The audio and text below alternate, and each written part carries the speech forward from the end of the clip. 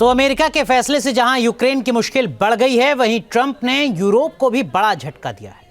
America ने Baltic देशों में रूस बॉर्डर पर तैनात अपनी सेना को हटाने का फैसला किया है। इससे यूरोप की टेंशन कैसे बढ़ रही है, बताते हैं आपको।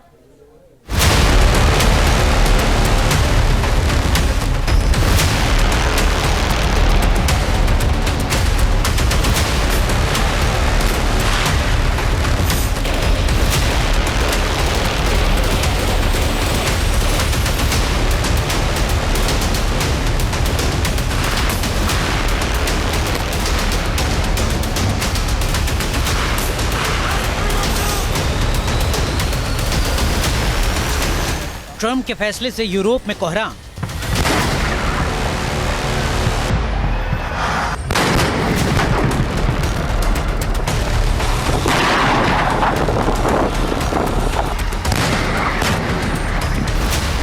क्या बाल्टिक सागर में छिड़ेगा भीषण संग्राम?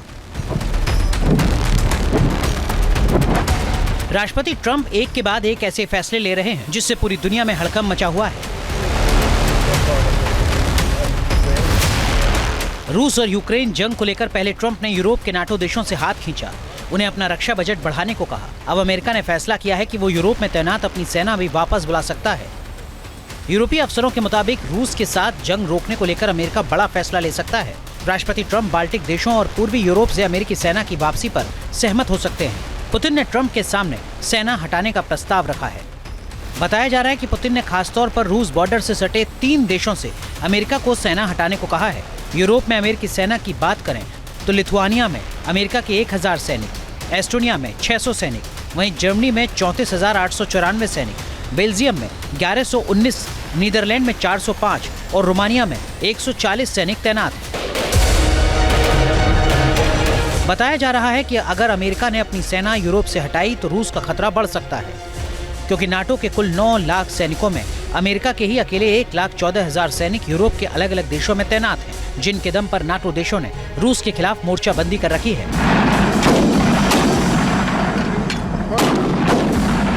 डोनाल्ड ट्रंप बाल्टिक सी से अपने शिप को वापस बुला रहे हैं। ईस्टर्न यूरोपियन कंट्रीज यानी कि लेटविया, एस्टोनिया, लिथुनिया, यहाँ से अपने ट्रूप्स को वापस बुला रहे हैं, इसलिए कि वो पूरी ताकत और अपने ट्रूप्स को कंसंट्रेट कर सकें अगेंस्ट चाइना। यही कारण है कि वो यूक्रेन के रेयर अर्थ मटेरियल को एक्सट्रैक्ट करना चाहते हैं ताकि उनकी निर्भरता चीन के ऊपर कम हो जाए। अमेरिका के इसी कदम को देखते हुए अब यूरोप के देशों ने रूस के खिलाफ खुद ही अपनी आर्मी बनाने की तैयारी शुरू कर दी है। जेलेंस्की के यूरोप की आर्मी बनाने के प्रस्ताव पर अमल शुरू कर दिया है। पोलैंड में ज्वाइंट डिफेंस सेंटर खोल दिया गया है। डिफेंस सेंटर में यूक्रेन के सैन्य अफसर रूस के खिलाफ यूरोप के देशों को जंग लड़ने की ट्रेनिंग देंगे। यूक्रेन की सेना कैसे रूस से 3 साल से जंग लड़ रही है, इसका अनुभव साझा करेंगे। बताया जा रहा है कि यूरोप के देश अमेरिका के अलग होने से यूक्रेन में रूस के खिलाफ सेना भेजने पर भी विचार कर रहे हैं, जिनमें ब्रिटेन और फ्रांस शामिल हैं। हालांकि यूरोप के कई देश इसके पक्ष में नहीं हैं।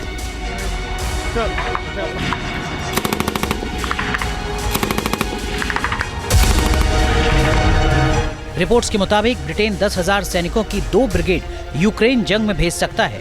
ब्रिटेन और डेनमार्क ने यूक्रेन के लिए नया एयर डिफेंस सिस्टम भी बनाया है।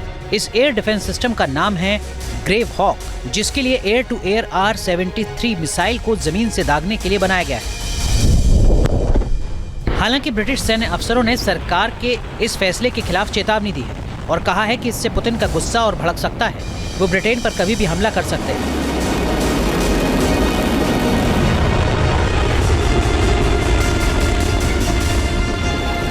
पहले ही यूरोप के देश पुतिन के विनाशक प्लान से सहमे हुए हैं। पुतिन ने अपने 1.5 लाख सैनिकों को बेलारूस में नाटो देशों के बॉर्डर पर तैनात करने का प्लान बनाया है। बेलारूस में पहले ही परमाणु हथियारों को तैनात कर रखा है और अब ऑर्शनिक हाइपरसोनिक बैलिस्टिक मिसाइल को भी तैनात करने का ऐलान किया है।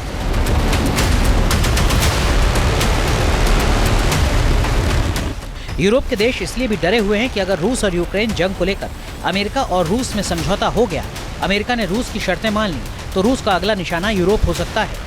इसीलिए यूरोप के देशों ने अब रूस के खिलाफ जंग की तैयारी तेज कर दी है। यानी ये आशंका भी जताई जा रही है कि भले ही यूक्रेन जंग थम जाए, लेकिन उसके बाद जो हालात बनेंगे वो यूरोप में महायुद्ध का संकट बढ़ा सकते हैं। कोहराम मचा सकते हैं।